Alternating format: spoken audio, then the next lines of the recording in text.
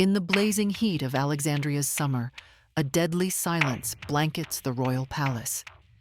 Inside the cold stone walls of a royal chamber, the body of a woman is found. Cleopatra, the last pharaoh of Egypt. Beside her lie two loyal servants, also lifeless. There is no sign of struggle, no wounds, no blood. For centuries, legend has told that Cleopatra chose to end her life with the bite of a cobra, smuggled into her chamber and pressed to her skin by her own hand. But was the asp really there? Could a snake really take the lives of Cleopatra and her two servants at the same time? What happened to Cleopatra's son with Julius Caesar?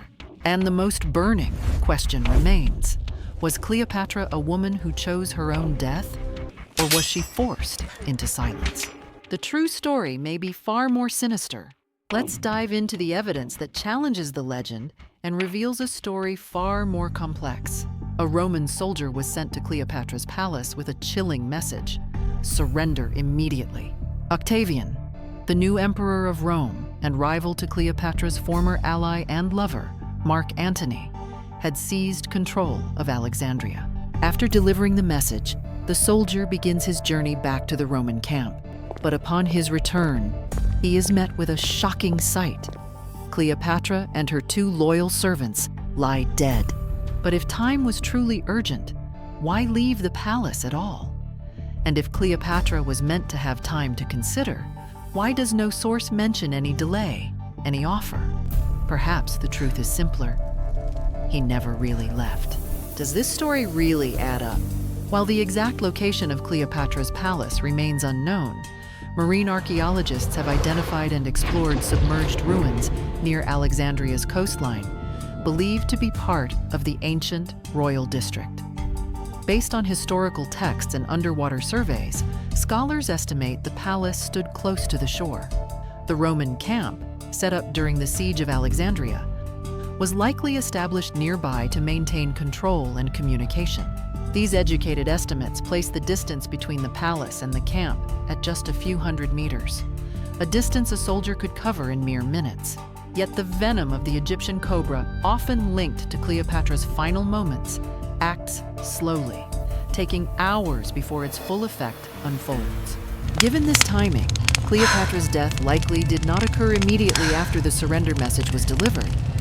This inconsistency suggests the official story was a carefully crafted narrative, masking a more complex and darker reality. Historical reports also mention that Cleopatra's servants died alongside her, seemingly at the same time. However, the likelihood that a single snake could deliver fatal bites to all three women simultaneously is extremely low. Some scholars propose Cleopatra may have used a fast-acting poison, possibly plant-based toxins known in antiquity, such as hemlock or aconite, which could cause death more rapidly and quietly. At the time, Cleopatra, the brilliant pharaoh of Egypt, Julius Caesar's lover, and the mother of his son, was seen as a serious threat to the rising power of Rome, especially Octavian, who would become the first emperor. It was only natural that plans were set in motion to remove her and her lineage. Plans cleverly disguised as suicide. Historical records show that Cleopatra's son, Caesarion, was swiftly removed from the scene soon after, eliminating any potential claim to power. Some theories suggest that Cleopatra and her loyal servants met their fate not by their own hands, but through actions taken by those closest to the unfolding political drama, perhaps even the very messenger who delivered the surrender demand. But why was Cleopatra's death attributed to a serpent? In ancient Egypt, the serpent was no ordinary creature. It was a powerful symbol, deeply woven into the culture of royalty and divinity. The uraeus, a stylized cobra, adorned the crowns of pharaohs, representing protection, sovereignty, and divine power. To say Cleopatra died by the bite of a serpent placed her death within a sacred and almost mythical framework. It connected her to the gods themselves, a queen who departed the mortal world bearing the emblem of her power.